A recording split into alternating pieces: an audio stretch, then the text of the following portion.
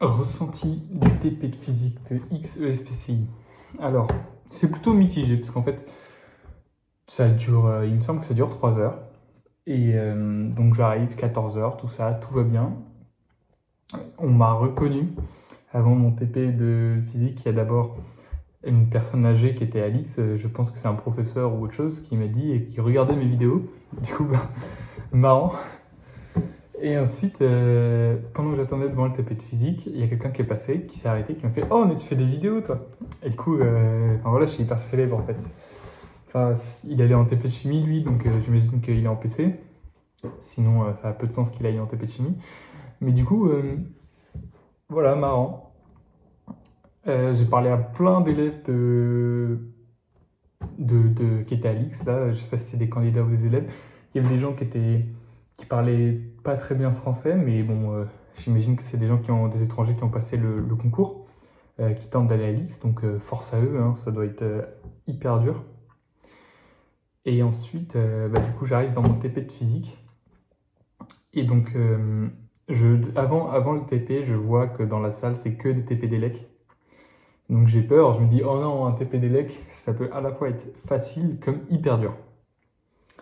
Et donc là, je tire au sort un truc, je vois, je suis sur PAIS M2, il y a écrit électrique, ok, j'y vais. Il n'y avait pas que des TP d'élec, en fait, il y avait une autre salle avec des TP, je sais pas ce que c'est, du coup, j'ai pas vu.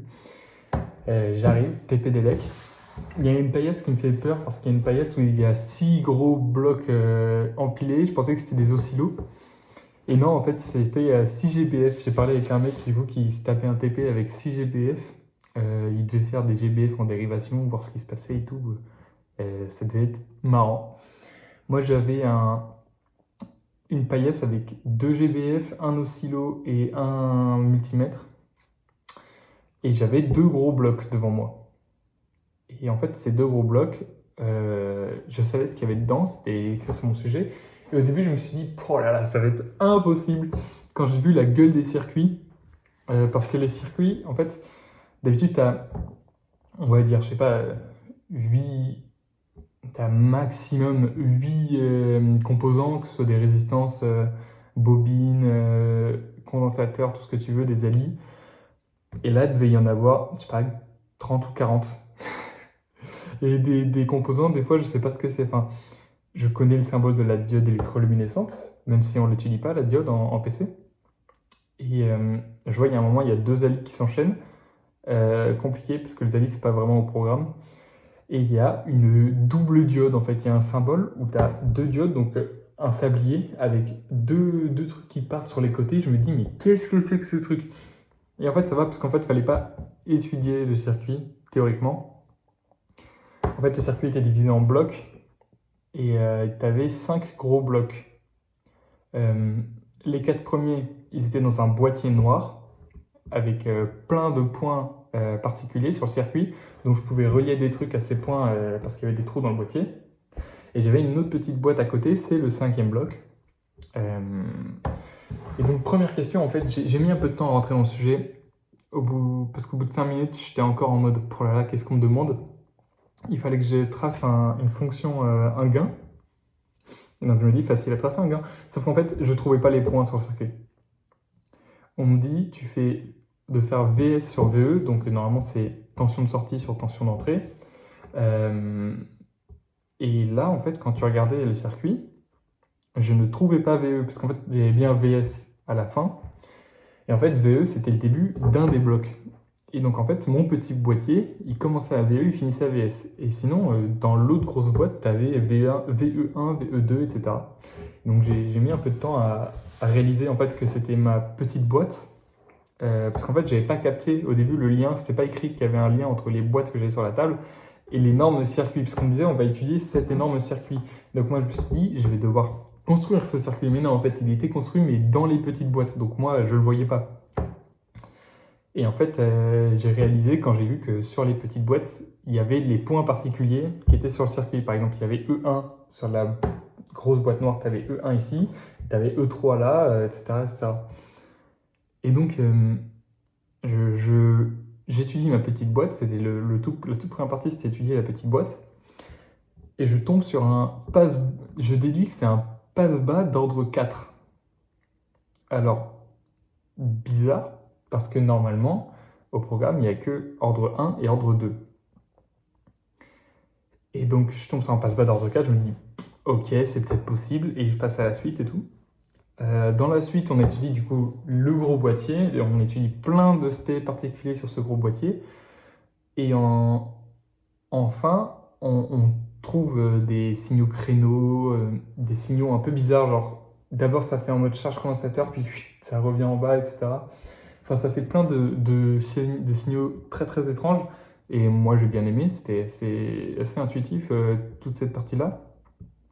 Il y a juste un gros calcul théorique où j'ai pas réussi à aller jusqu'au bout, mais j'ai pas mal avancé. Donc, de toute façon, le plus important, c'est la manipulation dans les TP, c'est pas la partie théorique. Donc, je vais voir si ça m'enlève beaucoup de points ou pas. De toute façon, je peux pas deviner. Et en fait, sur mon sujet, il y avait 5 pages de questions. Le reste, c'était des annexes. 5 grosses pages de questions. Et au bout de 2h30, je finis la 4e page. Non, je suis à la moitié de la 4e page. Et donc, il me reste une page et demie. Et là, il dit, il reste 30 minutes. Et je me dis, oh là là, je n'irai jamais au bout. C'est la merde. Je suis hyper lent. Et surtout qu'en fait, ce qui m'a paru bizarre, c'est que tout le long du TP, l'examinateur n'est jamais venu me voir. On était 4 dans la salle et il n'est jamais venu me voir. Et donc j'étais en mode, oula, je sais pas, j'espère que du coup je fais pas les choses mal et j'espère quand même qu'il regarde un peu ce que je fais de moi. Et il y a un moment, il est venu me voir. Sur la fin, il devait rester 15 minutes à peu près. Et il me dit, je vois que ça avance super vite. Et donc moi j'étais en stress à ce moment-là. J'étais en mode, il va voir que j'avance lentement et que je vais mourir. Et là il me dit, t'avances super vite. Et il regarde ce que j'ai fait, il me dit, c'est très très bien, etc.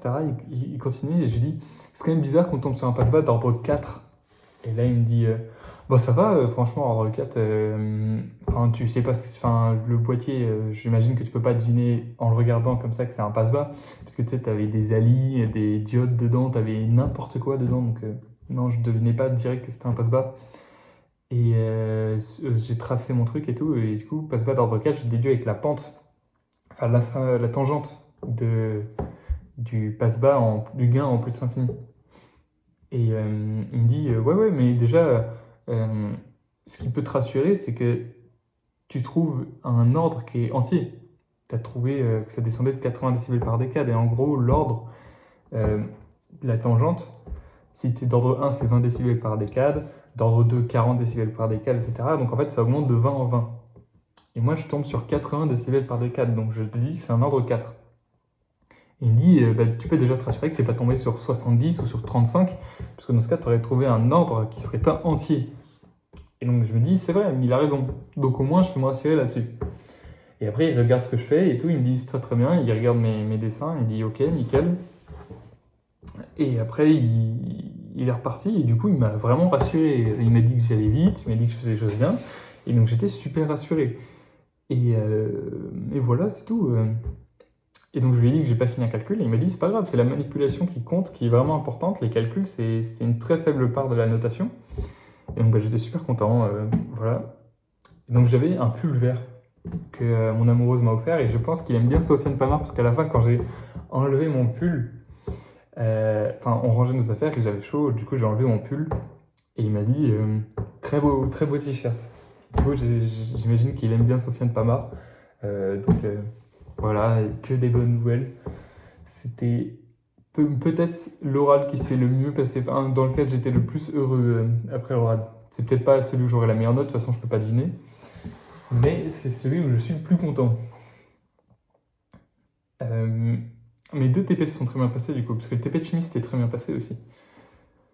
Demain c'est la journée du gros coef. On a ADS. ADS c'est coef 15 pour vous donner un référentiel physique, maths et chimie c'est coef 14 et l'ADS c'est coef 15. Donc là, demain matin, c'est l'épreuve qu'il ne faut pas que je rate.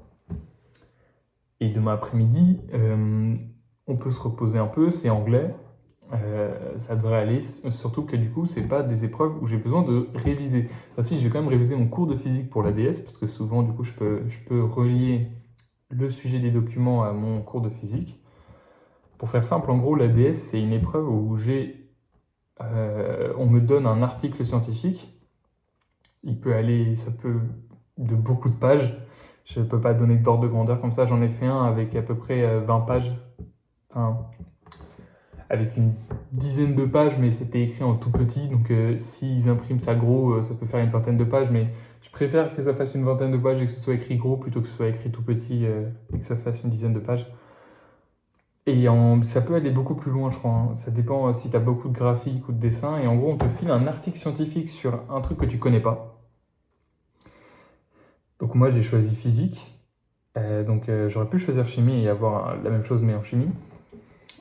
Et donc, j'ai déjà fait un exercice d'ADS et ça avait été sur la solidité et la rigidité des fils. Et donc, c'est pas quelque chose qu'on étudie, c'est pas quelque chose qui est au programme. Et c'est normal que ce soit pas étudié pendant l'année. Parce qu'en fait, on a 2 heures pour prendre connaissance des documents et pour analyser les documents et ensuite faire une synthèse des documents à l'oral. Et donc, par exemple, moi, sur les fils, il y avait toute une partie sur comment tu mesurais la résistance d'un fil. Ensuite, sur l'influence du matériau sur la solidité du fil.